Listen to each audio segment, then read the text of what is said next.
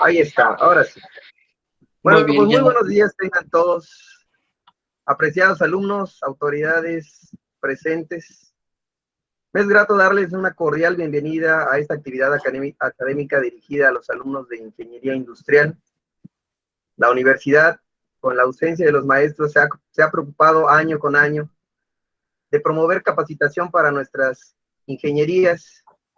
Este evento es organizado para ustedes y estoy seguro de que será de gran provecho para todos y cada uno de nosotros. A continuación, vamos a dar la bienvenida al maestro Rafik Tarik y a la ingeniera Daniela Abigail Hernández López con la plática Desarrollo Sustentable y Evaluación Ambiental en los Paneles Solares. El maestro Rafik Tarik es ingeniero mecánico de formación, realizó su maestría en Ingeniería, Energías Renovables, de la Facultad de Ingeniería de la Universidad Autónoma de Yucatán, y actualmente se encuentra cursando un doctorado en el mismo programa. Tiene una amplia experiencia industrial, académica y de investigación. Ha codirigido una tesis de maestría y 2 tesis de ingeniería. Tiene 15 publicaciones de revistas con factor de impacto enfocadas en el área de evaluación energética, económica y ambiental, y 10 conferencias en varias partes del mundo. Es revisor de más de 10 revistas internacionales. También es reconocido por ser del Sistema Estatal de Investigadores de Yucatán. Su área de interés actual es trabajar hacia un desarrollo sostenible, con especial énfasis en la evaluación ambiental y social de los recursos energéticos renovables. Por otro lado, la ingeniera Daniela Abigail Hernández López es ingeniera ambiental de formación y actualmente cursa el 4º semestre de la maestría en Ingeniería en Energías Renovables en la Facultad de la Ingeniería de la Universidad Autónoma de Yucatán. Ha trabajado en la industria del reciclaje y manufacturera. Su área de investigación se enfoca en el análisis del ciclo de vida con base a los estándares ISO 14040 e ISO 14044. Y actualmente su área de estudio es el análisis de sustentabilidad en energías renovables. Pues recibamos cordialmente a nuestros panelistas el día de hoy. Gracias, Daniel. Gracias, maestro Daniel. Muchas gracias. Pues vamos a comenzar con la presentación. Ya el maestro Daniel les habló un poco sobre nuestros trabajos y a lo que nos hemos dedicado, nuestra área de expertise. Y bueno, pues primero que nada les quiero agradecer por estar aquí presentes. Espero que la información que vean el día de hoy les sea útil y pues despierte su interés en el área de la sustentabilidad. Vamos a comenzar hablando sobre un poquito de la historia del desarrollo sustentable, cómo es que se ha creado y cuáles fueron las pautas que se crearon históricamente para llegar a lo que conocemos el día de hoy como el desarrollo sustentable. Primero que nada, se inició con la explotación forestal sostenible. Esto fue en 1713. Ahí pues únicamente se tomaban, era pues un aspecto muy reducido a la explotación forestal, pero desde entonces se inició con este concepto de sostenible en estos años, sin tocar los aspectos económicos y sociales. Ahora, después de algún tiempo, durante 2 siglos, de 1700 a 1900, se enfocó mucho el desarrollo económico. Aquí pues nos tocó la revolución industrial y pues a partir de entonces también se empezaron a tocar aspectos económicos, que pues es lo que más ha tenido impacto o más se ha buscado por parte del desarrollo a nivel mundial. Pues el desarrollo económico ha sido uno de los principales, pero dejando de lado el económico, el ambiental y el social. Ahora en 1860, 1950, ¿qué es lo que aparece? Pues aparece la mentalidad hacia aspectos globales, ¿no? Aparición del conocimiento global, que aquí se comienzan a estudiar aspectos como el desarrollo global, pero también enfocado en sin estar enfocado en el desarrollo sustentable, simplemente abarcando el aspecto económico, el social o el ambiental. No es hasta 1987 cuando se comienza con el concepto que conocemos hoy del desarrollo sustentable, que pues como sabemos es satisfacer las necesidades del presente sin comprometer las capacidades de las generaciones futuras para satisfacer sus propias necesidades. ¿Esto cómo se llevó a cabo? Pues a partir de la Comisión Mundial sobre el Medio Ambiente y el Desarrollo de la ONU, ellos publican un informe en este año, en el 1987, en el que se vinculaba el desarrollo económico, el medio ambiente y la igualdad, que pues ahora sí se tocan los tres aspectos del desarrollo sostenible. También, ¿qué se notaba en ese entonces? Pues que la degradación ambiental estaba enfocada o focalizada principalmente en los países que tenían un desarrollo tecnológico más grande, ¿no? Aquí vemos, por ejemplo, y pues es lo que se nota hasta el día de hoy, que los países de mayor desarrollo industrial son los que tienen un impacto ambiental, pues, mucho más grande a nivel mundial en comparación con los países subdesarrollados o en vías de desarrollo, ¿no? Aquí pues estamos el ejemplo de Estados Unidos y de China, que como muestra esta imagen, su generación de CO2 pues es bastante mayor, es notablemente mayor en comparación con las del resto del mundo. Ahora, ¿qué sucede también en el siglo XIX? Pues hay diferentes tipos de crisis bancarias y crisis ecológicas, crisis económicas y ecológicas. También algunas sociales que pues se enlistan en esta imagen. Comenzamos, por ejemplo, con la enfermedad de Minamata. Se descubrió por primera vez en la ciudad de Minamata, en Japón. Esto fue en 1956 y fue causada por un desastre ambiental, que es la liberación de metilmercurio en aguas residuales industriales de una fábrica de productos químicos. Este desastre ambiental duró más de 30 años, fue desde 1932 hasta 1968. También hace 50 años el superpetrolero Torrey Canyon chocó contra rocas frente a la costa de Cornualles y se derramaron más de 100,000 toneladas de petróleo crudo en el Canal de la Mancha. Pues aquí también habla de una catástrofe ambiental que sucedió pues hace ya bastante tiempo, en el siglo XIX. En julio de 1976 sucede la explosión de una planta química en Italia. Esto pues expuso a los lugareños a niveles muy altos de dioxinas en una pues población residencial y se tienen registros de que murieron más de 120 personas.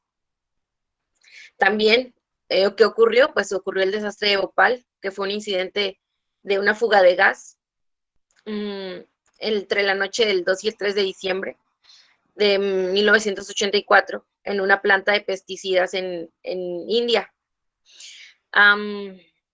Este también se considera uno de los peores desastres industriales del mundo y más de 500,000 personas estuvieron expuestas a este tipo de gas que era isocianato de metilo. Esta sustancia pues se caracteriza por ser altamente tóxica y también se vieron afectados pueblos cercanos a esta ciudad. Ahí hubo se estima que los muertos por este desastre fueron más de 2,200. Entonces, pues a qué es lo que voy, que han sucedido diferentes crisis ambientales que nos han llevado a buscar soluciones, a buscar medidas a nivel mundial para poder prevenir la contaminación y este tipo de desastres. ¿Qué es lo que también se muestra? Bueno, en esta gráfica podemos ver que a partir de los años de la revolución industrial, pues las cantidades de dióxido de carbono que se emiten al medio ambiente son pues muy grandes y tienen muchas fluctuaciones. ¿Esto qué nos da a entender? Pues que tenemos que buscar soluciones para poder evitar este tipo de situaciones que nos llevan a desastres ambientales, a calentamiento global y pues diferentes tipos de situaciones que tenemos que buscar como sociedad mundial, no simplemente de un país, soluciones, ¿no? Y, por ejemplo, el día de ayer, el día de antier, perdón, que fue el 23 de marzo, las estimaciones de las partes por millón de CO2 fueron de 418.74 partes por millón.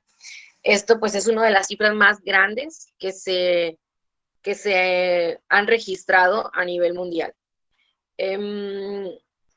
Ahora con lo de la crisis del COVID se ha visto mucho, se ha cuestionado si las emisiones de CO2 han reducido realmente. Y sí, se muestra que estas han disminuido, pero pues una cantidad mínima. Y pues también esta es una de las crisis sociales que va a quedar registrada como parte de la historia de la humanidad, ¿no? Como algunas de las que se presentaron aquí. Hay otras directrices que se han tomado como parte de la búsqueda del equilibrio ecológico, ambiental, social. Por ejemplo, en 1992 se llevó a cabo la conocida Agenda 21 en Río de Janeiro y pues está orientada también a la búsqueda del desarrollo sustentable para el siglo XXI. No es hasta el año 2000 cuando las Naciones Unidas crean estos objetivos, que son los conocidos como objetivos del milenio, estuvieron como en vigor desde el año 2000 hasta el año 2015, buscando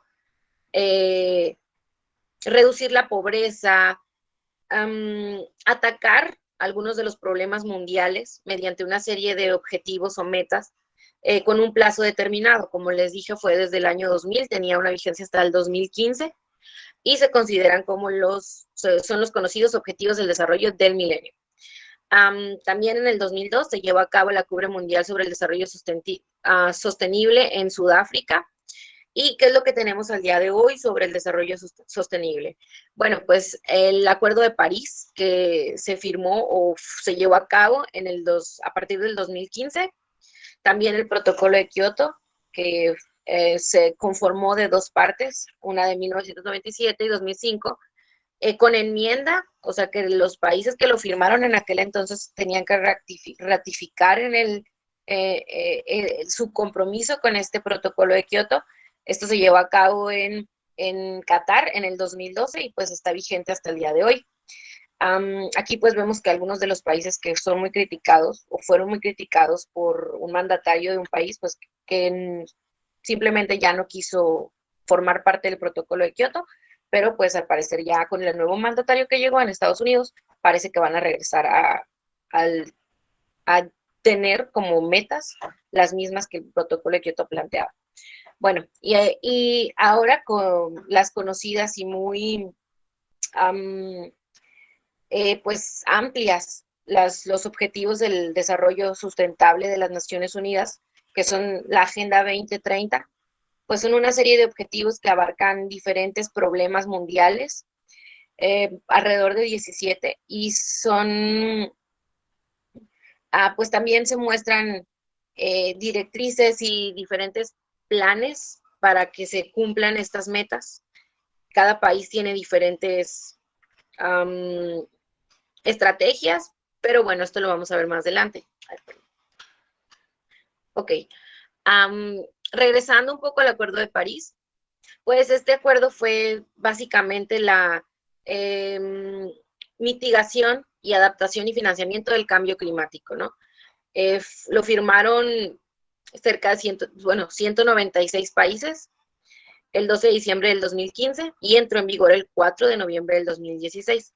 Su objetivo es limitar el calentamiento global muy por debajo de 2 grados, preferiblemente a 1.5 grados Celsius, en comparación con los niveles preindustriales. Pues, ¿esto qué significa? Que la temperatura global no aumente más de estos 2 grados, que se quede preferiblemente, o que su límite preferible de aumento sea de 1.5 grados Celsius. Estas son algunas de las, ay, perdón. Ok, déjame regreso. Muy bien. Estas son algunas de las emisiones que se estima se generarán en un periodo de 100 años, del 2000 al 2100, si no se tienen políticas de cambio climático, ¿no? ¿Qué es lo que va a pasar si no se generan, si no se llevan a cabo políticas, si no se trata de regular todo este impacto ambiental que se está generando? Pues, ¿qué es lo que va a pasar? 4.1 a 4.8 grados Celsius va a aumentar la temperatura global. Esto pareciera que es poco, pero en realidad es muchísimo. Y con las políticas actuales, ¿cuál es la estimación? Que aumente de 2.8 a 3.2 grados Celsius. Ahora, con los compromisos que se llevaron a cabo en el Acuerdo de París, 2.5 a 2.8 grados Celsius de aumento. Si se fijaban en el acuerdo era de que no estuviera, el aumento en la temperatura global no superara el 1.5 o 2 grados Celsius. Entonces, aún y con las medidas que se tomaron por el Acuerdo de París, pues se ve un aumento superior a lo establecido, ¿no? A lo fijado como meta. Entonces, pues hay que trabajar mucho en esto como países. Y aquí también tenemos una gráfica que nos muestra por país las emisiones de dióxido de carbono del año 2000 al año 2019. ¿Qué es lo que vemos? Pues sabemos que China es uno de los principales países que tiene este tipo de emisiones, bueno, con emisiones que afectan el cambio climático, pero pues también es uno de los países que más produce a nivel mundial. Nosotros estamos como en el caso de India, ¿no? Que es un país subdesarrollado que tiene, pues está en vías de desarrollo y tiene su crecimiento industrial. Tal vez no tiene una regulación como la tienen los países miembros de la Unión Europea o Estados Unidos, que son países ya desarrollados. Ahora sí sus metas están ya están logradas, ¿no? Las de desarrollo económico pues ya tienen indicadores muy buenos, pero los países, ¿qué pasa con los países que están en desarrollo? Sufrimos nos preocupamos por alcanzar un buen desarrollo industrial, unas buenas condiciones de vida. Entonces, el aspecto ambiental lamentablemente queda como en segundo plano. Entonces, tenemos que buscar precisamente esto, el desarrollo sustentable, es incrementar nuestra producción industrial, nuestro desarrollo económico, pero sin dejar de lado, sin olvidarnos del medio ambiente, ¿no? Ahora el protocolo de Kioto también muestra diferentes escenarios, como se ve en esta gráfica. Y pues, ¿cuál es su objetivo principal? Reducir las emisiones de gases de efecto invernadero basándose en el consenso científico, es decir, que sepan con bases científicas que en realidad el cambio climático es algo real, el calentamiento global es algo real, y que las emisiones de CO2 de origen humano lo están impulsando, ¿no? Es lo que se tiene que creer, porque todavía había muchas personas que decían que eso no era real, que era un proceso natural de nuestro planeta, pero pues sí se está creando, ya se demostró que son las emisiones antropogénicas lo que están generando el calentamiento global. Esto fue adaptado en Japón el 11 de diciembre de 1997 y entró en vigor el 16 de febrero del 2005. Aquí pues se plantean diferentes escenarios con diferentes niveles también de reducción de emisiones a lo largo del tiempo, igual desde el 2000 hasta el 2100. Son estimaciones que se tienen con diferentes medidas que se pretenden adoptar y estas serían las tendencias de emisiones que se presentan al adaptar las medidas que se plantean en cada uno de los niveles que se marcan, ¿no? Y también, ¿qué es lo que tiene como objetivo? Que las concentraciones de dióxido de carbono se mantengan constantes a lo largo del tiempo en el planeta y que sus emisiones, las emisiones de dióxido de carbono, también disminuyan a lo largo del tiempo. En este mapa pues se muestran el estatus, como los países que lo firmaron. Ahorita les mencionaba algo sobre Estados Unidos, que pues decidieron dejarlo, que no lo han ratificado. Que se cree que con la nueva administración pues ya lo va a cambiar, ¿no? Pero bueno, estos son temas políticos. Ahora sí vamos a entrar con los objetivos del desarrollo sostenible. Son, como les mencionaba, son 17 objetivos interconectados y diseñados para ser un modelo para lograr un futuro mejor y más sustentable para todos. Estos objetivos del desarrollo sustentable fueron establecidos en el 2015 y tienen como meta lograr las metas planteadas por cada país o a nivel mundial también hasta el 2030. Es su fecha límite para presentar sus resultados y decir, las medidas que se adaptaron para cumplir estos 17 objetivos funcionaron o no funcionaron. Están incluidos en una resolución de la ONU llamada Agenda 2030. Aquí pues son los objetivos del desarrollo del milenio o los objetivos del milenio estaban en vigor desde el año 2000 hasta el año 2015 y después los preceden los objetivos del desarrollo sostenible, que son del 2015 al 2030. Y como podemos ver en esta imagen, pues son objetivos más que abarcan más aspectos y que son pues una cantidad mayor, aparte de que se presentan diferentes estrategias que se espera beneficien al medio ambiente, a la sociedad y a la economía de los países y pues a nivel mundial, ¿no? Este mapa muestra los países que están más cerca de cumplir los objetivos del desarrollo sostenible. En azul un poco oscuro, más oscuro, y se ven los que son, pues, los que llevan un camino más avanzado, ¿no? Y en el tono azul más claro, los que están todavía, pues tienen bastante trabajo. Nosotros estamos en un azul claro, medio, y estos datos fueron del 2018.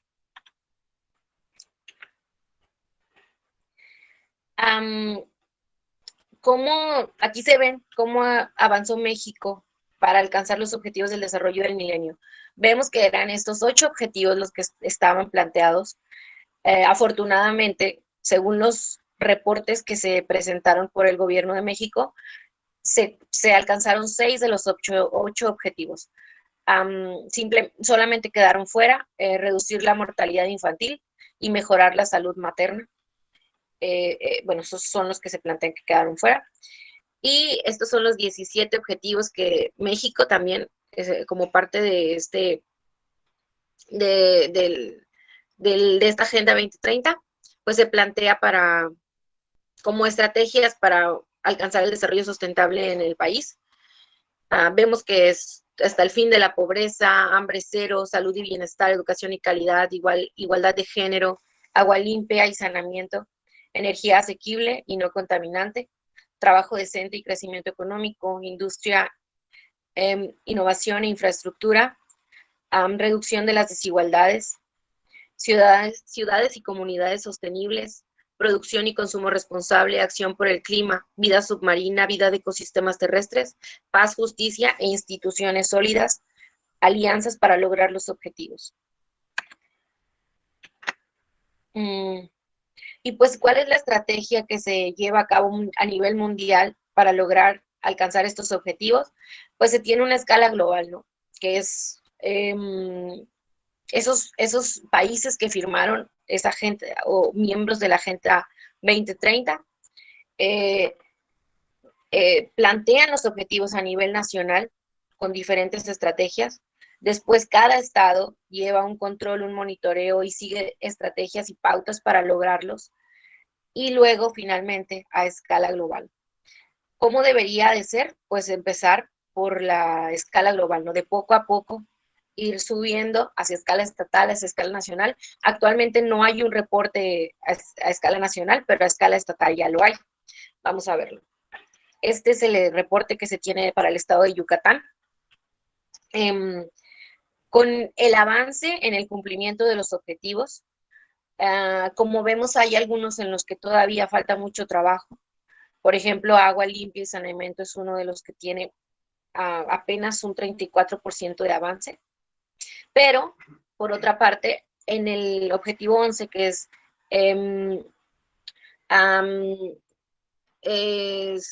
ciudades y comunidades sostenibles, pues ya tenemos un 83% de avance, lo que es un muy buen avance porque pues es un objetivo muy difícil de lograr. Ahora que, ¿cuáles han sido las estrategias o del gobierno del estado? Pues aquí vemos, ¿no? ¿Dónde han trabajado más? En el área de la zona de Mérida, ¿no? Vemos como en un azul más oscuro esta zona, también el área del Puerto Progreso, y pues el resto de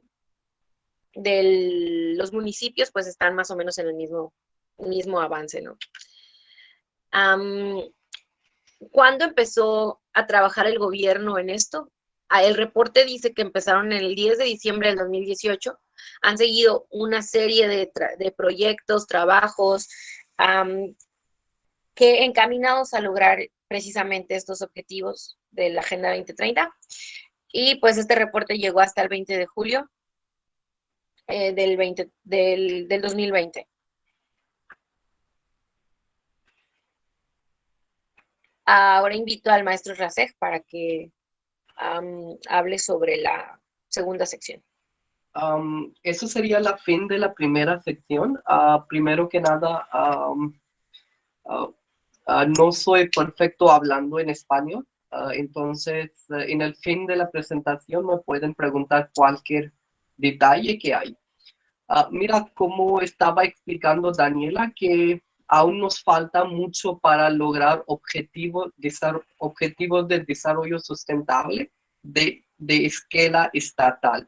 Pero no hay que olvidar los metas del desarrollo sustentable de nivel local. Tiene una proyección hacia nivel estatal, luego a nivel nacional y luego a nivel global. Entonces, cualquier cosa que estamos haciendo en nuestra calle tiene una reflexión hacia global.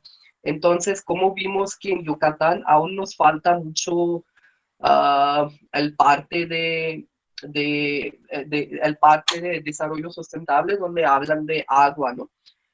Que vimos que aún solo llegamos a nivel 37% de mejoramiento, ¿no? Entonces, como en parte de proyecto, proyecto Cátedra CONACYT número 437, nosotros estuvimos planeando y diseñando un sistema de purificación de agua por una comunidad, municipio de una municipio de Muna, de Yucatán. Es uno de los proyectos que hicimos para el desarrollo sustentable para nivel estatal. ¿Qué está pasando aquí? Que es un sistema de purificación de agua autónoma, independiente, es decir, no está conectado con el red. ¿Por qué? Porque lo usamos un sistema híbrido de energía para llegar a la demanda de esta planta. Ese sistema híbrido, como tiene turbinas eólicas, sistemas fotovoltaicos, generadores de diésel y luego también un almacenamiento eléctrico de las baterías, ¿no? Nosotros, ¿qué queremos hacer? Como sacar agua de los acuíferos de Yucatán, tal vez cenotes, ¿no? Y luego usar algunos procesos para dar agua de calidad a la comunidad. Y luego el agua que sale de la comunidad hay que usar procesos para regresar, para inyectar otra vez en una...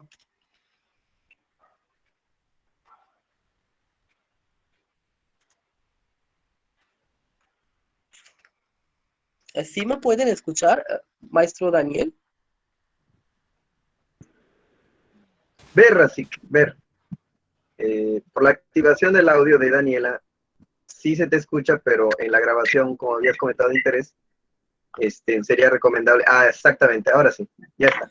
Gracias, Muy Daniela. bien, muy bien. Pues es decir, como que por ahorita en Yucatán no tenemos varios procesos, ¿no? Es decir, como que el agua que sale de las comunidades lo inyectan directamente en los fuentes de agua, en los cuerpos de agua, sin hacer varios procesos importantes. Entonces lo hicimos este tipo de análisis y lo vamos a dar recomendación al estado de Yucatán. Lo que estamos revisando que México tiene una fuente de energía renovable muy importante, como de bastante calidad, ¿no? Como podemos ver que también en nuestro estado lo encuentras una fuente de recursos solares bastante amplias, ¿no? Es decir, lo podemos aprovechar, pero aún nuestro consumo de energía total, como tiene una fuente de energía renovable bastante bajo, ¿no? Pero sí lo hicimos una comparación que por qué como energías renovables son tan importantes. Fíjense aquí. Por ejemplo, aquí tenemos una caja de recursos de gas natural que tenemos, recursos petróleo que tenemos, de carbón y de nuclear en el mundo, ¿no? Como hacemos caja de cada recurso que tenemos. Y el consumo de energía del mundo en un año es tan pequeño en comparación con todas esas cajas, ¿no? Pero lo pones todos esos recursos en una caja grande, esa caja es la energía de solar que viene en cada año, ¿no? Y es decir, como los recursos solares son bastante importantes, pero hay una limitación industrial que vamos a hablar más adelante.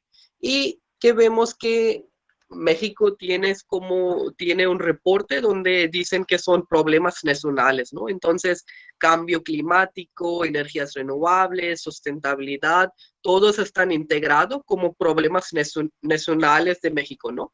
Porque hacía proyección global por un contexto global, ¿no?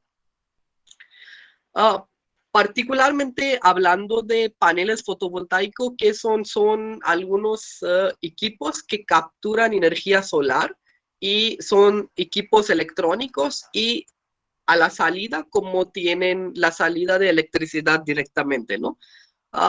Son bastante importantes, ¿no? Porque su salida es una forma de energía puro, ¿no? Es decir, como lo puedes usar por cualquier actividad. Una de las medidas que usan por electricidad es exergía, ¿no? Es decir, que dicen su exergía, no energía, ¿no? Esa exergía es como en la forma más puro posible.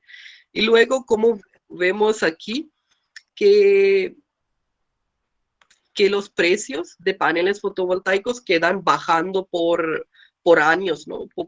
Hasta ahorita, ¿no? Es decir, como es una fuente de energía renovable que lo podemos aprovechar usando esas diapositivas como de manera muy eficiente y económica, pero hay varias otras limitaciones que ahorita vamos a estar hablando. ¿Qué es que está pasando, no? ¿Qué es que lo pasa?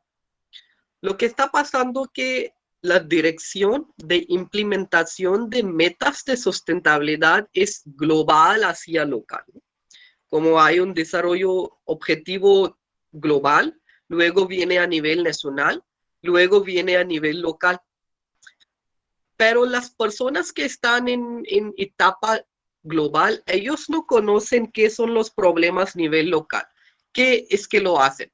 Lo dicen, vamos a estar usando energías renovables porque son fuentes no contaminantes durante su operación, pero cuando vienen esos tipos de proyectos de energía renovables adentro en la población local, viene una resistencia, ¿no? Porque como vemos que hubo una resistencia por una granja solar de los chinos adentro de nuestro estado de Yucatán. Entonces, como es algo bastante complicado, ¿no? Porque la dirección de implementación de objetivos de sustentabilidad es arriba hacia abajo. Ellos no saben qué está pasando aquí abajo.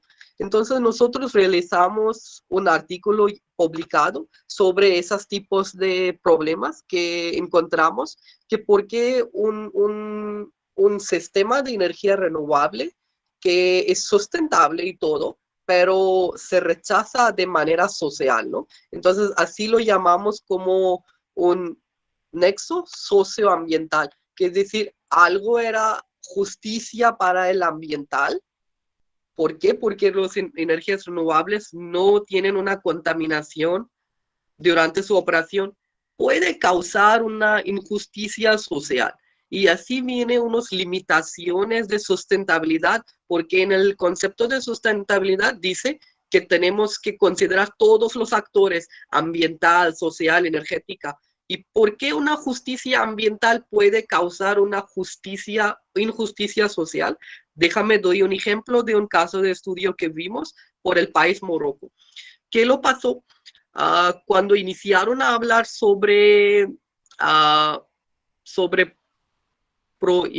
prohibición, sí, prohibición de bolsas de plástico en Europa, Morocco tocaba casi las fronteras de Europa. Entonces ellos rápidamente iniciaron ese plan, que también vamos a quitar todas las bolsas de plástico de tal las ciudades. Ahora, ¿qué lo pasó? ¿Qué lo pasó? Que inició un negocio negro de las bolsas de plástico. Sí, hubo una justicia ambiental, pero rechazó de manera social. ¿Por qué? Porque había un gran sector de las personas que vivía por el negocio de bolsas de plástico, y tú lo quitaste la oportunidad de ellos para vivir. Es decir, era una comunidad ya marginalizada en la escala baja de la sociedad, y ya lo quitaste su único fuente de ingreso. Es decir, ya hubo un nuevo tipo de marginalización ya mucho más extrema. Ahora, ¿qué lo observaron? Que esos tipos de personas que ya quitó su negocio, pues salieron en otros tipos de actividades, como algunas actividades criminales, ¿no? Porque en el final tienen que buscar una manera.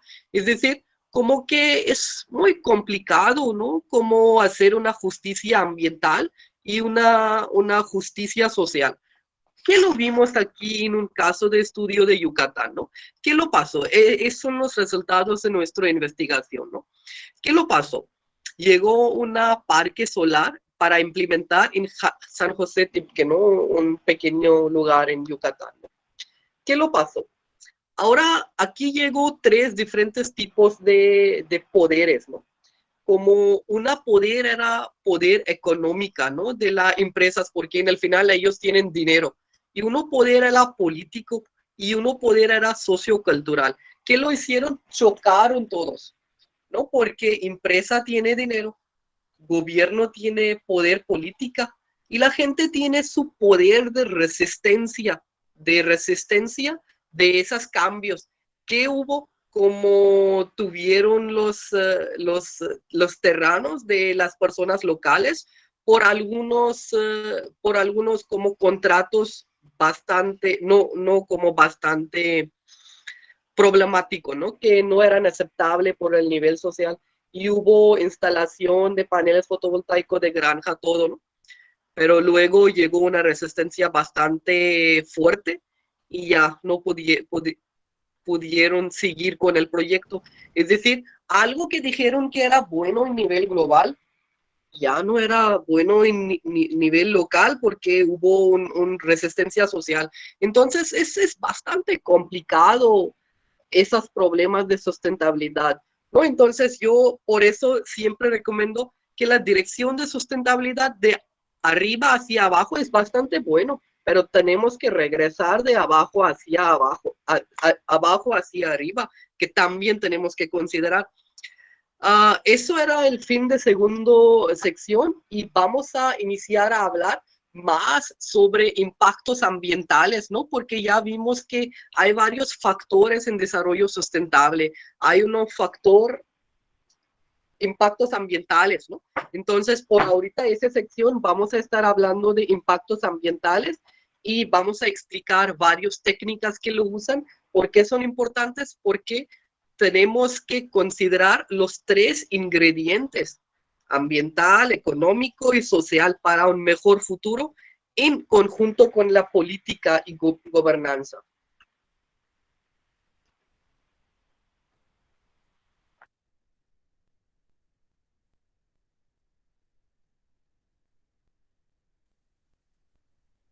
Sí, bueno, ahora yo les voy a hablar un poco más de la parte ambiental.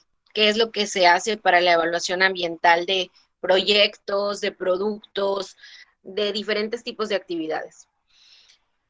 Tenemos que, primero, tenemos la evaluación de impacto ambiental. Este es un instrumento que se utiliza para la evaluación de los impactos de cualquier proyecto que se lleve a cabo. Desde un complejo hotelero, un hotel pequeño en la playa, hasta una grande industria, como puede ser también un megaproyecto de un parque solar.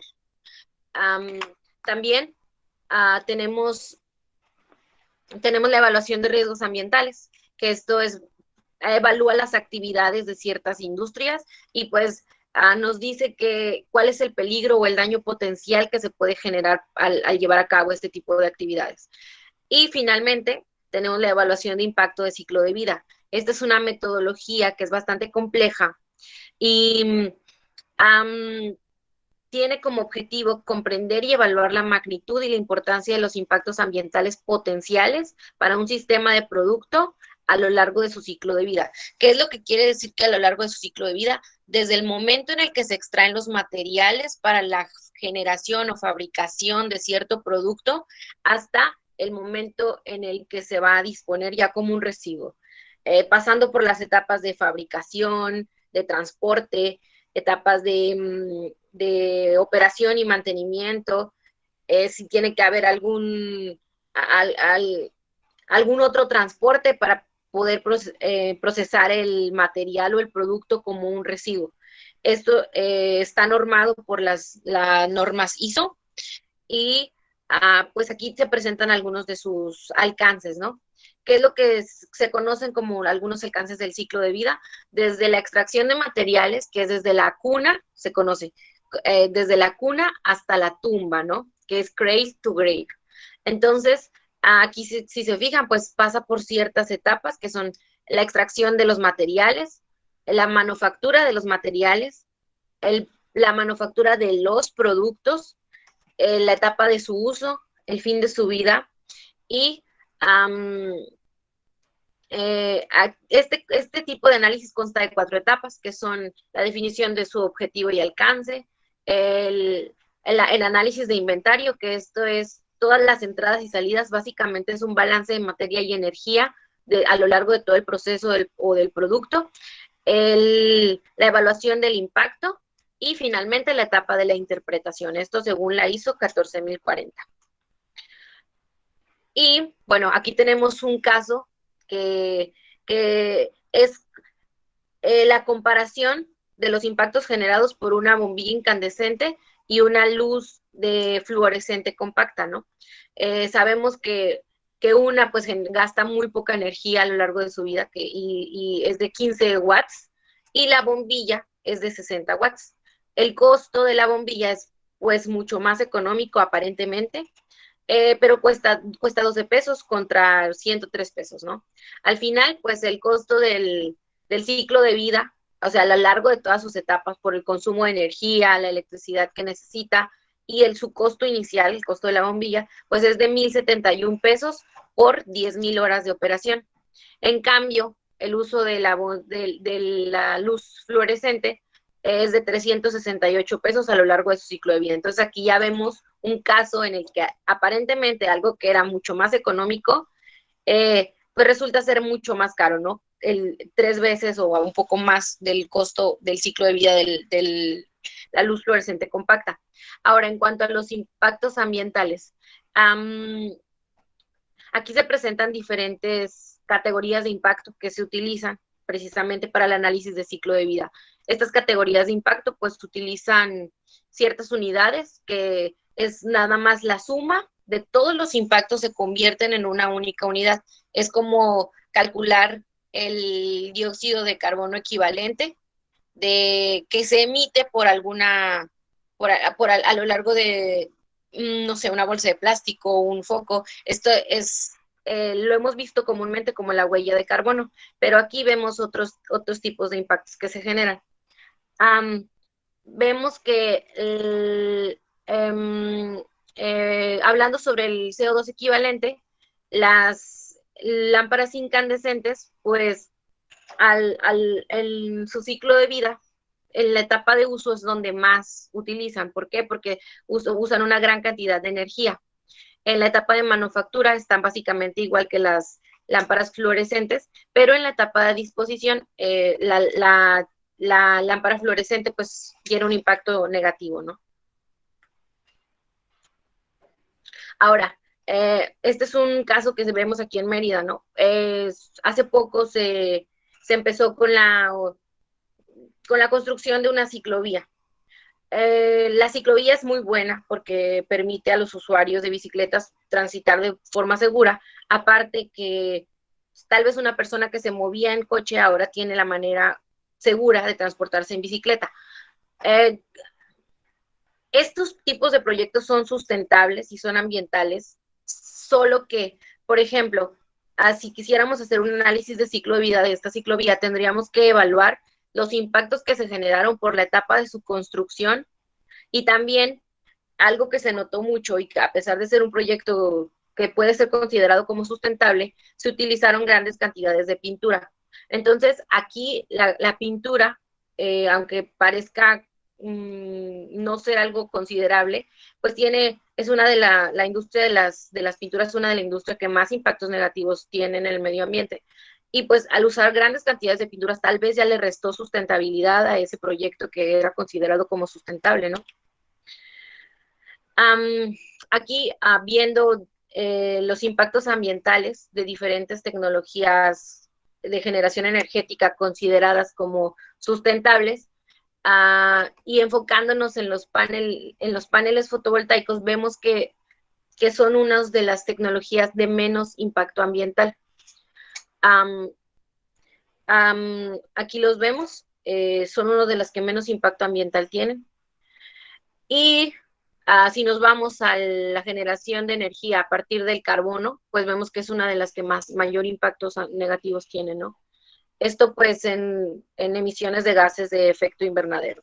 Ahora enfocándonos en el análisis de ciclo de vida de los paneles fotovoltaicos, ¿qué es lo que tenemos que considerar? Ahorita ya vimos de manera general las etapas que conforman un análisis de ciclo de vida. Aquí este diagrama muestra las etapas de extracción de minerales para la fabricación de las celdas fotovoltaicas, que son etapas que se tienen que considerar en el ciclo de vida. Y aquí también se muestran todas las etapas desde la fabricación, el transporte y cada una hasta llegar hasta la etapa de disposición final. Y bueno, esta diapositiva pues nos muestra los impactos ambientales provocados en diferentes categorías de impacto por el ciclo de vida de los paneles fotovoltaicos. Los impactos que se muestran con signo negativo, con porcentajes negativos, son impactos evitados al considerar un proceso de reciclaje al final de su vida útil. ¿Qué es lo que pasa aquí? ¿Por qué es importante esto? Porque al momento de hacer un proceso de reciclaje, tú vas a evitar volver a extraer mineral para volver a generar un panel fotovoltaico que, que, que sea útil para generación de energía eléctrica, ¿no? Los impactos negativos no los vas a poder evitar porque son del proceso de producción, pero los impactos que se evitan son, son importantes porque aunque la industria de fabricación no va a dejar de generar paneles, de extraer materiales, eh, tú vas a estar volviendo a utilizar los mismos materiales para el mismo efecto y volverlos a ingresar a un ciclo de vida en el que van a estar generando energía eléctrica limpia, y de esta manera vuelve esa tecnología fotovoltaica más sustentable.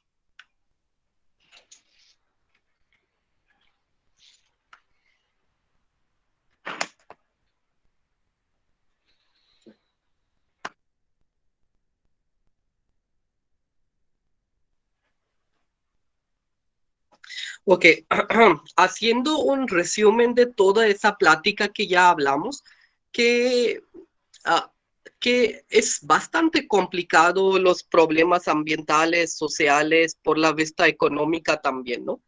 Que lo vemos que en el nivel mundial ya tiene varias normas como para manejar el reciclaje de paneles fotovoltaicos, ya está en efecto en California, ya está en efecto completamente en toda la Europa y también están desarrollando algunas normas en varios países como India, Japón, China, ¿no?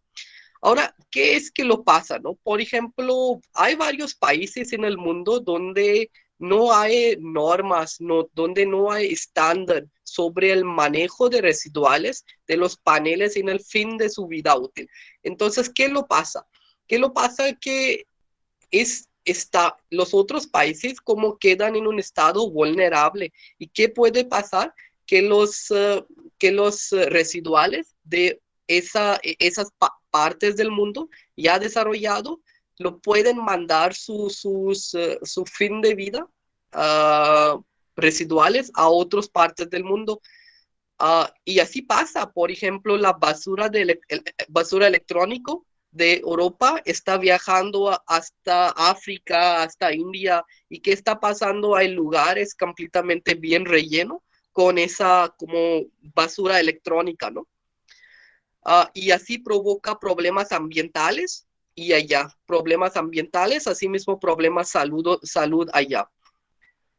Pues fíjense como que un país, un lugar, una región que ya tenía muchos recursos de energía renovable y lo quería aprovechar su energía renovable, pero queda recibiendo los fin de vida de basura de paneles fotovoltaicos de otros países porque no tiene regla, pues va a rechazar de manera social a la implementación de paneles fotovoltaicos, tampoco de energía renovable, porque tú lo quitaste la oportunidad a esos países y ya lo hiciste como nuevos tipos de marginalización. Y esos tipos de marginalización yo lo llamo como pobreza energética, pobreza ambiental y social. Entonces, ¿qué está pasando a nivel global? Hay algunos países que tienen más emisiones que otros. Entonces, pero calentamiento global calentamiento es global, problemas ambientales global. Y otra cosa, lo quitas la oportunidad a esas regiones pequeñas para que pueden aprovechar, pueden hacer desarrollo sustentable. Y Yucatán sí parece es uno de los estados que lo llamo vulnerable. ¿Por qué? Porque tenemos una fuente muy alta de energía renovable, tenemos la comunidad indígena, tenemos varios patrimonios como de culturales y así tenemos mucha diversidad biológica y tenemos una tasa de instalación de paneles solares bastante alta y no tenemos ninguna ley, ninguna regla sobre el manejo de paneles fotovoltaicos. Es decir, en los siguientes 20 años, ¿qué va a pasar con esas partes, esas basuras de paneles fotovoltaicos? Entonces, al parte de nuestra investigación, nosotros estamos buscando para preparar nuestra sociedad sobre ese tema para que no tenga un rechazo social, porque no podemos implementar una justicia ambiental directamente. Primero tenemos que preparar la sociedad. Entonces, por eso estamos haciendo toda esa investigación. En la conclusión, sí lo entendimos que tenemos que tener una armonía entre todos estos actores de económicas, sociales, políticos, ambientales, y los paneles fotovoltaicos sí pueden representar una amenaza, ¿no? ¿Por qué nos interesa hablar con ustedes, no? Fíjense, el problema grave de los residuales de paneles fotovoltaicos viene tal vez en los siguientes 15 años, ¿no? Porque es la vida útil de los paneles fotovoltaicos y ustedes van a estar la generación que va a enfrentar esos problemas. Entonces nosotros tenemos que pasar bastante herramientas y habilidades a la nueva generación para que puedan manejar esos problemas de manera más eficiente hacia desarrollo sustentable, considerando social, económico y ambiental, ¿no? Pues eso era el fin de la presentación. Uh, uh, Nosotros somos de la parte de Facultad de Ingeniería y todo ese proyecto que presenté también puede aportar en su carrera profesional. ¿Cómo? Porque, como lo estoy explicando, es una industria que tenemos que desarrollar aquí en Yucatán de los manejos de residuales de paneles fotovoltaicos y en el final es un proceso industrial. Entonces, ustedes pueden tener muchas oportunidades de sus propios negocios, de sus consultorios, donde pueden dar consultorios a las empresas que vienen a Yucatán para implementar paneles fotovoltaicos y pueden dar como consultorios ambiental, consultorios industrial, sobre toda esa industria que tenemos que desarrollar, tal vez en Yucatán, tal vez en otros estados que están alrededor de nosotros, ¿no? Y igual, nosotros estamos trabajando en ese área y pues también lo podemos ayudar en caso que cualquier persona de ustedes quiere estudiar posgrado con nosotras sobre ese tema o varios otros temas que tenemos, uh, bastante correlacionado con la parte industrial y lo podemos ayudar, lo podemos explicar todos los procesos. Aquí lo dejo nuestros correos electrónicos, nos pueden mandar cualquier pregunta y como el parte de la investigación lo tenemos una encuesta social que el maestro Daniel compartió en su chat y lo pido a ustedes para que rellenan ese formato y luego por cualquier pregunta pues nos pueden mandar por correo o podemos dejar un espacio aquí para cualquier pregunta. Pues muchas gracias por su tiempo, gracias maestros, gracias estudiantes. Pues sí, estamos aquí. Muy bien, muchas gracias, Rafik, muchas gracias, Daniela. Pues efectivamente este es el momento, muchachos. Se les ha dejado en el chat amablemente por parte del maestro Rafik y la ingeniera Daniela un pequeño cuestionario que por supuesto van a valorar muchísimo de su aportación, pero si alguien tiene alguna pregunta directa, con mucho gusto los panelistas están aquí dispuestos a responder, así que cedemos el espacio para que ustedes puedan realizar las preguntas que deseen.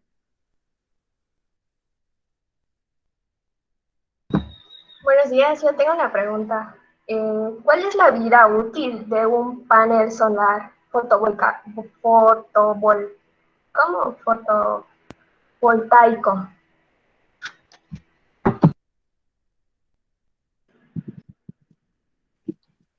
Hola, gracias, Vanessa.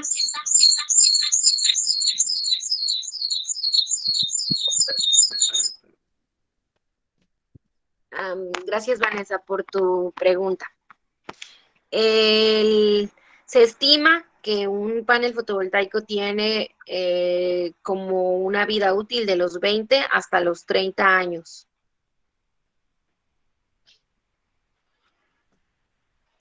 Yo tengo otra pregunta. ¿Y los paneles solares siguen produciendo energía en los días nublados? o cómo se va a llevar a cabo. Ok, esa pregunta te la responde Rocío. Gracias por tu pregunta, es bastante importante. Lo que pasa es que los paneles fotovoltaicos sí pueden generar un parte de la electricidad cuando es un día nublado, ¿no? Porque los paneles fotovoltaicos necesitan una energía solar, ¿no? Pero cuando es un día nublado, también existe una radiación solar, ¿no? Pero es de manera difuso, no es directo, es decir, como en las nubes se queda de manera como difuso, ¿no? Es decir, no hay radiación que directamente entra. Es decir, sí baja la potencia de los paneles fotovoltaicos para generar electricidad, pero sí generan por el parte de la radiación que no viene directa, ¿no? Y aparte, uh, no solo hay que considerar los paneles, operación de paneles fotovoltaicos en los días nublados, en los días no nublados, ¿no? Estamos hablando de un sistema completo, ¿no? Entonces, en el sistema completo tienes que estar hablando, tal vez conectado con la red eléctrica, ¿no? Tal vez hay algunos días cuando tu panel fotovoltaico está inyectando electricidad en el red de CFE y hay otros días tal vez nublados donde tú usas ese crédito a regreso que ya lo diste. Entonces, así como se llama net metering, ¿no? Es un otro concepto. Y por las plantas aisladas, lo hay que conectar los paneles fotovoltaicos con unas baterías, ¿no? Es decir, con un día nublada, cuando tu demanda es más alta, las baterías puedes aprovechar la energía en el almacenamiento de la batería también. Entonces, sí, es completo sistema, ¿no? Es decir, como lo hagas una comparación con fuentes de petróleo, muchas veces vienen los problemas cuando el petróleo no está disponible, ¿no? Porque suben, bajan los precios, hay falta de demanda, hay falta de generación. Entonces es como hay que manejar, saber manejar bien cómo aprovechar tu energía renovable. Muchas gracias, Rastig. Vamos a darle la palabra a Rafa y posteriormente a Víctor. Mi pregunta es si hay alguna afectación a la fauna por los sistemas fotovoltaicos, si impide su generación o paso a sus sistema ecológico, ¿no? Y si tiene algún tipo de mantenimiento de estos sistemas.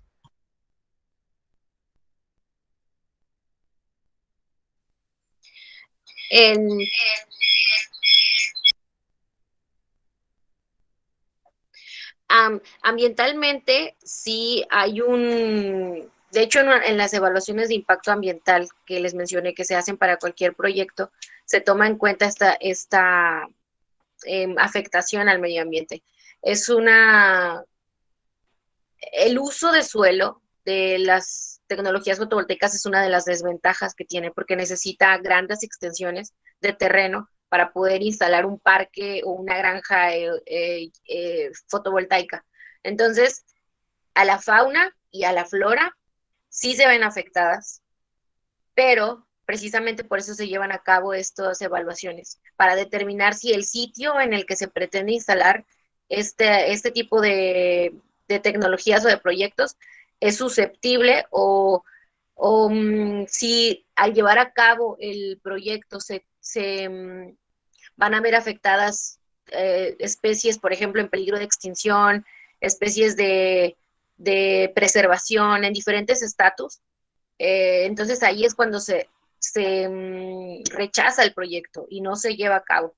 De hecho, hay un caso de aquí en la ciudad de Mérida. Es un pueblo en el que se quería llevar a cabo un proyecto así, de abastecimiento de una cervecera muy conocida aquí en Mérida. Y se rechazó precisamente por eso que tú mencionas, porque había en la zona, cuando se empezó a hacer el estudio de impacto ambiental, se encontraron especies que estaban en peligro de extinción, tanto de flora como de fauna. Y la Secretaría de Recursos Naturales y Medio Ambiente, que es la Semarnat, les negó la autorización y aunque el proyecto ya estaba casi puesto en marcha, no los dejaron instalarse. Entonces, pues sí tiene sus afectaciones, pero también por eso se deben de llevar a cabo los estudios ambientales antes de la puesta en marcha de cualquier proyecto. Muchas gracias, Daniela. Vamos a darle paso a Víctor y posteriormente a Josué Sosa.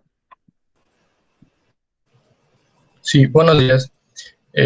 Mi duda realmente es, ¿cuál es la función que hace un panel fotovoltaico para convertir la luz solar en energía eléctrica? Es un proceso electrónico, como explicamos que un panel fotovoltaico es una diapositiva electrónica, ¿no? ¿Qué es lo que pasa, no? Tienen varios materiales. Vamos a dar el ejemplo más simple, ¿no? Como que tienen silicio, ¿no? Y el silicio, como tienes átomos, ¿no? Como necesitas una energía para que los electrones de los silicios pueden salir y pueden como participar en el corriente, ¿no? Entonces, ¿qué pasa? Cuando entra la radiación, da energía, un paquete de energía a los electrones de los átomos de, por ejemplo, silicio, ¿no? Y ellos salen de su límite, ¿no? De su banda. Y luego cuando salen, pues es como un flujo de electricidad. Es bastante complicado, ¿no? Porque tienen no digo complicado, ¿no? Porque tienen como dos partes, ¿no? Uno es el parte N, donde hay una concentración diferente de los electrones y otra parte donde hay la concentración diferente de que pueden aceptar, ¿no? Entonces, cuando viene radiación solar, como dan como un paquete de energía a todas esas actividades de nivel como quantum, de nivel ese atómico, ¿no? Y ese flujo de electrones como es como la electricidad. Muchas gracias. Muchas gracias, Rasique. Josué. Muy buenos días. Tengo dos preguntas que van encasilladas casi por la misma, ¿no? ¿Por qué si un panel solar, o sea, si hablamos de energía renovable, ¿no? Su accesibilidad, de cierta forma, no es tan viable o es algo costosa? Respecto a eso, imagino que este proyecto representa en gran parte sustituir cierta energía. Pero este proyecto, ¿cuánto porcentaje busca abarcar a sustituir de cierta forma otro tipo de energía, pues no renovable, obviamente?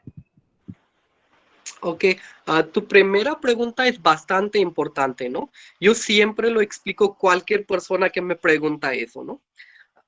Que paneles fotovoltaicos son bastante caros y aún su eficiencia energética es bastante bajo, ¿no? Que otros tipos de fuentes de petróleo, de gas y todo, ¿no?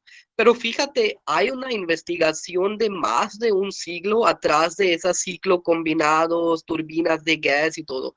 Y ni tenemos más de como 30 años de investigación en los energías renovables bastante desarrollado, ¿no? Entonces, las energías renovables como quedan parte de la transformación energética del mundo y aún están en una fase de investigación bastante básica en comparación con esas otras fuentes de planta de potencia y todo que tienen como varios sectores económicos más grandes del mundo como atrás de él exportando, ¿no? Entonces es una de las razones que no podemos comparar directamente un fuente de energía renovable con esas técnicas ya desarrolladas desde siglos, ¿no? Entonces, sí, aún estamos mejorando los precios y la eficiencia de energías renovables, ¿no? Porque es un como camino hacia sustentabilidad de nuestro mundo, mundo moderno, ¿no? Entonces, por eso, ¿no? Como que como muestré una gráfica también en la presentación, que al inicio los precios eran muy altas, ¿no? Y luego una otra cosa para bajar los precios es como usar un sistema híbrido, ¿no? Como muestré en un ejemplo, que un conjunto de paneles fotovoltaicos renovable, almacenamiento, ¿no? Que es como más, una técnica más avanzada, ¿no?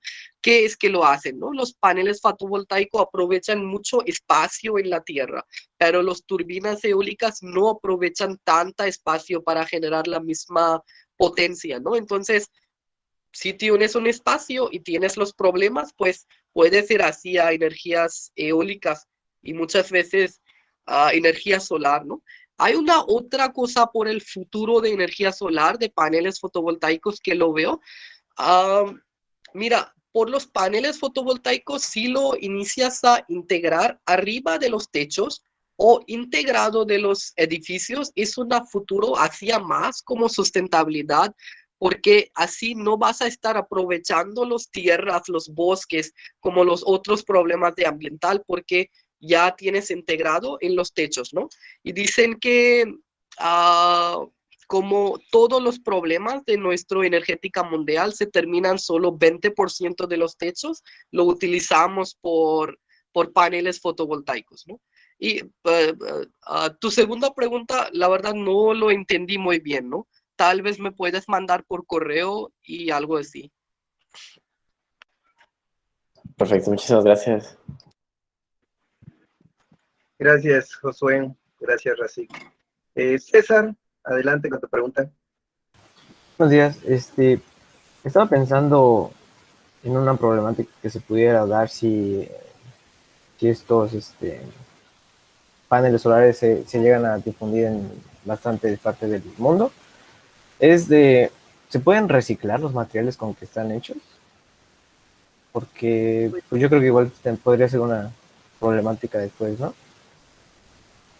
¿Quieres responder?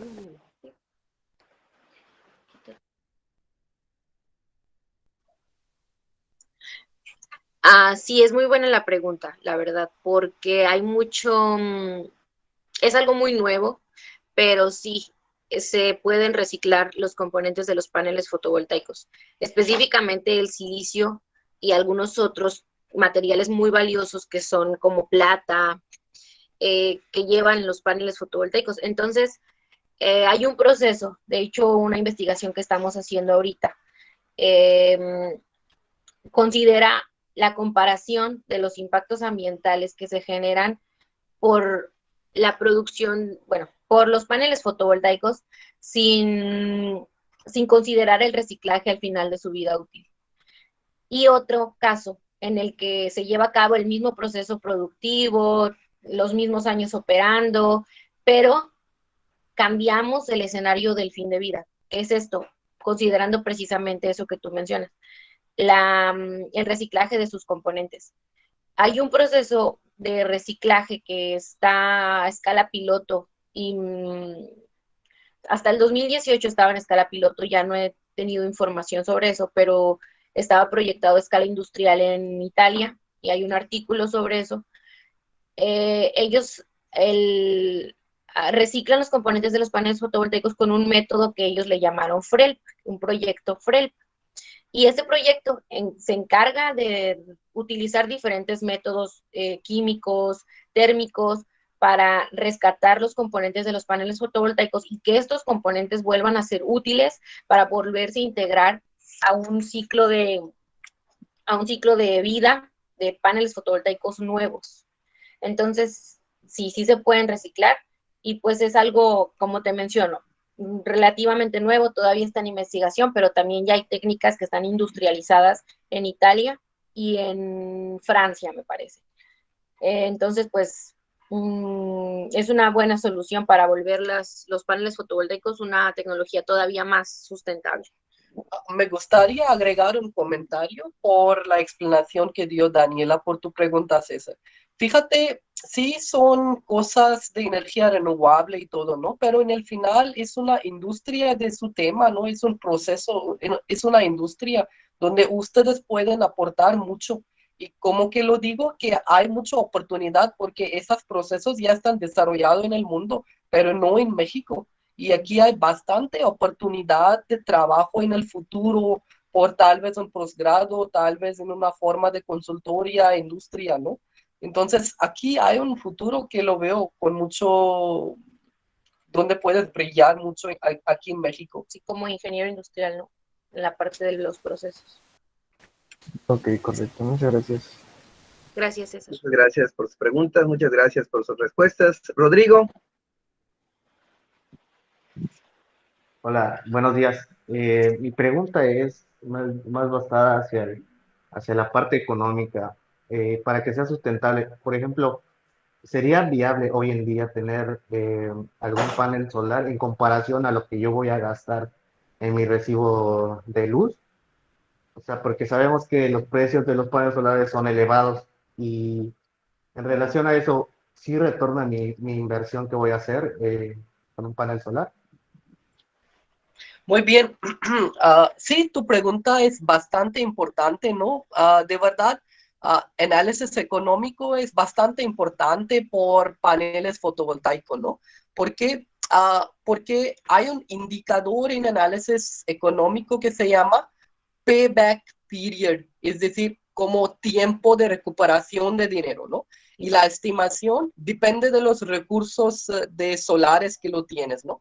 Pero puede cambiar. Pero más o menos nosotros hicimos algunos cálculos y el payback period es entre 8 años y 11 años, ¿no? Es decir, todo el dinero que tú lo inviertas en el inicio del proyecto te vas a estar recuperando como ahorros de electricidad que vas a estar pagando por 8 o 10 años, ¿no? Y es decir, en 11 años lo recuperas tu dinero en forma de los ahorros energéticos que podría pagar, ¿no? Si en caso de que no tenía paneles fotovoltaicos. Y después de 11 años, ya hasta el 20 años, toda la electricidad que genera tu panel fotovoltaico son tus ganancias. Es como algo que entra en tu bolsa, ¿no? Porque no vas a estar pagando por electricidad por ese tiempo. De hecho, también hay una pregunta sobre parte económico en la encuesta, ¿no? Cuando lo ven esa encuesta también lo van a encontrar una parte allá. Muchas gracias, así muchas gracias, Rodrigo. Alex Rojas. Buenos días, mi pregunta es un comentario. ¿Por qué decimos que los paneles solares son el futuro del país, ¿no? Cuando hay otras energías que producen más energía que un montón de paneles solares y contaminan, creo que tal vez menos que esos paneles, como las energías nucleares, que son una área que es un poco, es menos la área donde se podan los árboles y produce más energía. Yo no lo entendí muy bien. Ok, sí. Ok. Bueno, mira, las energías renovables, de hecho la energía nuclear puede entrar dentro de estas. Las complicaciones de la energía nuclear son cuando haces un estudio de riesgo, tanto ambiental como social. Como vimos en la presentación, han existido muchas contingencias ambientales que pues repercuten en la sociedad porque traen consigo enfermedades. Y el problema de la nuclear es que necesita muchos controles, que es una buena alternativa porque es energía limpia. Pero cuando haces ese estudio de riesgo ambiental, muchos países la descartan por eso. Porque en caso de una fuga, de un problema, una falla técnica, ese riesgo ambiental sí es bastante grande. Y con las energías tanto eólica como fotovoltaica, térmica, no tienes ese riesgo ambiental. Entonces, tal vez por eso sea el problema de que se descarte la energía nuclear. Pero, pues es válida tu pregunta y muchos países han apostado por la energía nuclear. Pero sí, es un riesgo latente que tienes cuando tienes una planta nuclear en en una zona, porque si bien dices, ocupa un espacio pequeño en comparación con otras renovables, pero el área de afectación en caso de una catástrofe es bastante grande.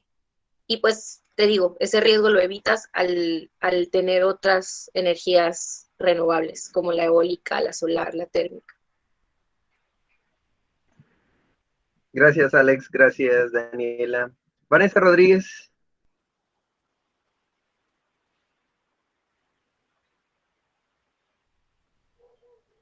Hola, buenos días. Mi duda es de que por decir los paneles solares podría llegar a ser un poco intermitente, ¿verdad? Porque aunque el panel va a estar siempre ahí presente, pues a veces creo que no podría llegar a haber una radiación solar en la que se tendrá determinado un punto en saber de cuánta radiación hubo y por decir cuando haya lluvia, eso podría llegar a reducir también su efectividad, ¿no?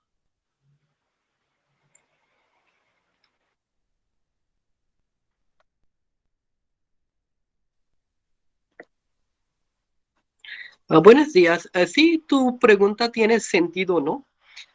Los paneles fotovoltaicos sí tiene una operación intermitente, es decir, su salida útil, electricidad, no está disponible todos los tiempos, ¿no? Pero como que antes, ahorita que lo expliqué, que tenemos que mover hacia como técnicas más integradas, ¿no? Como un sistema híbrido, ¿no? Como que lo estaba dando ese ejemplo, como que está dando ejemplo, ¿no? Tal vez ahora estamos hablando del nivel nacional, no solo estamos hablando de la casa, porque por las casas sí tenemos la solución. Si un panel fotovoltaico está conectado con un red de electricidad, allá sí puedes encontrar la solución por como crédito, porque tú estás inyectando también electricidad en el red de CFE. Pero por los sistemas aisladas, por los países completos, ¿no? Lo usas como una combinación de energías renovables y energías no renovables, ¿no? Pero lo usas solo las energías no renovables cuando es la necesidad como muy grave, ¿no? Por ejemplo, en Armenia, cuando lo usan el mejor integración de energía eólica y paneles solares, pero cuando los dos no están disponibles, ellos aún en esa parte, ahorita en esa parte de la época del mundo, siguen usando como carbón su como mayor fuente de la energía, su mayor fuente de la demanda, ¿no? Entonces yo digo que aún no llegamos en la última como nivel de los paneles fotovoltaicos, ¿no? Porque tenemos que seguir con un siglo de investigación para llegar en el punto óptimo de operación de paneles fotovoltaicos. Por ahorita sí son los problemas, pero tal vez en el futuro no. Hay otras maneras para quitarlo, ¿no? ¿Qué lo hacen? Lo guardan, lo hacen almacenamiento de energía en algunos materiales que se llaman materiales de cambio de fase, que también pueden dar como una otra opción para quitar esos tipos de intermitencia, ¿no? Entonces sí, hay bastantes soluciones, pero seguimos mejorando, ¿no?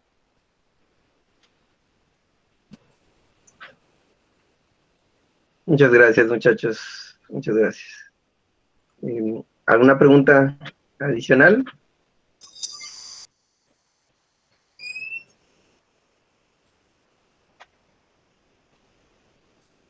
Bien, pues le dejo aquí con la maestra Areli para que nos dirija unas breves palabras para ustedes. Maestra Areli, buenas tardes. Buenos días todavía.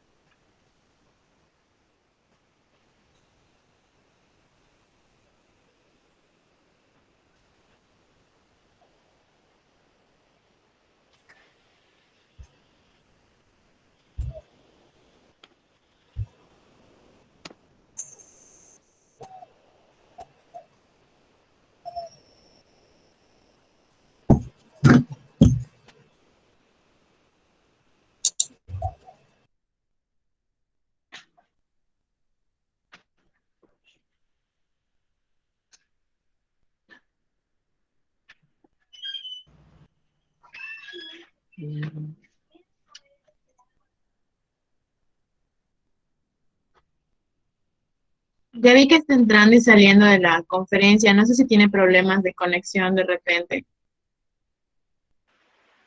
Eso estoy observando. Que se salió un momentito. Entró y salió. Gracias, maestra Cristina.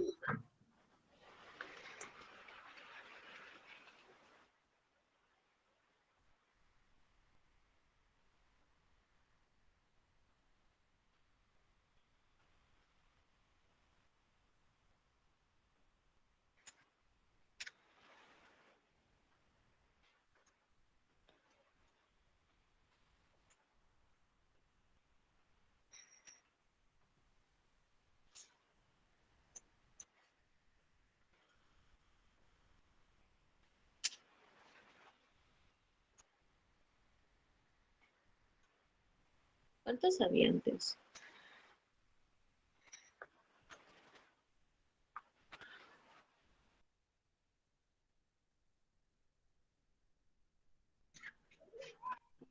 Parece que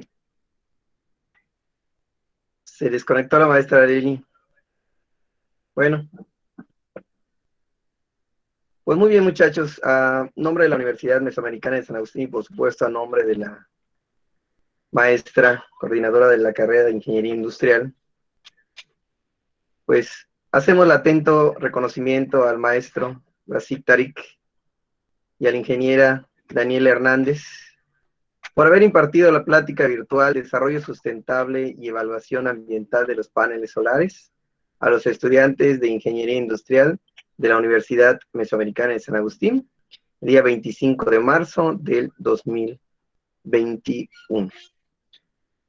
Agradeciendo de antemano su participación, pues no me queda más que agradecerles a la ingeniera Dianela, al maestro Rashid, maestros, alumnos. Esta plática fue para ustedes. Muchas gracias. Muchas gracias. Gracias a usted, muchas gracias, maestro Daniel, para su invitación. Nos gustó mucho compartir nuestra experiencia para compartir con los estudiantes. Y igual voy a dar gracias a todos los estudiantes. Me parece que muchos estudiantes rellenaron nuestra encuesta y así como participan en nuestra investigación, ¿no? Lo doy gracias a todos los maestros y estudiantes por su tiempo, por sus comentarios y todo, ¿no?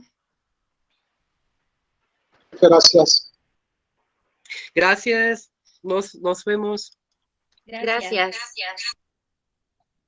Gracias. Gracias, hasta luego.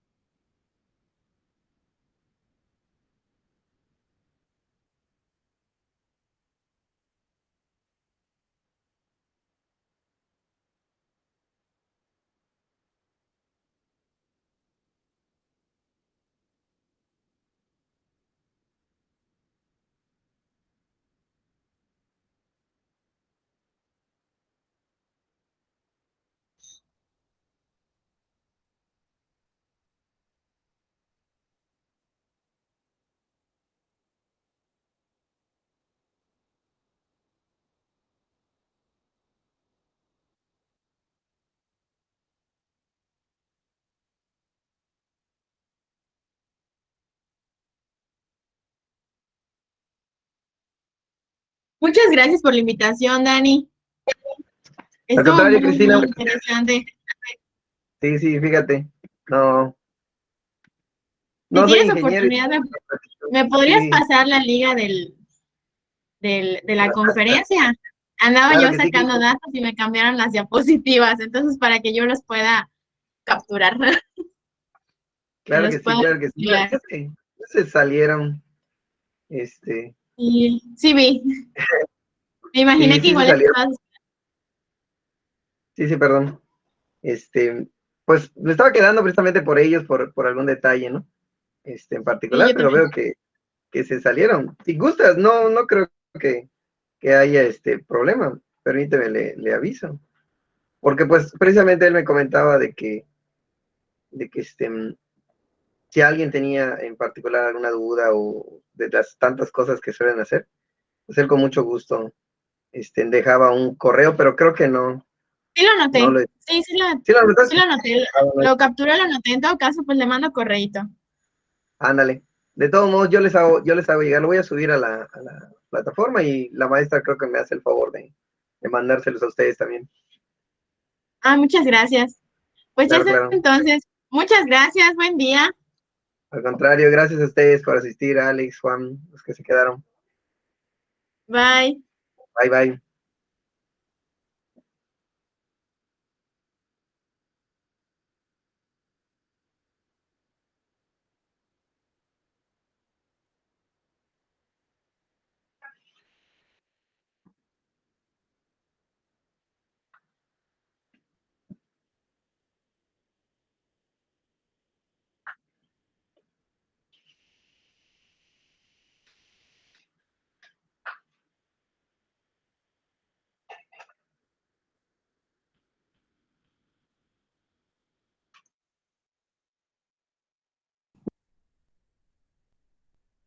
Y pasan, ¿no?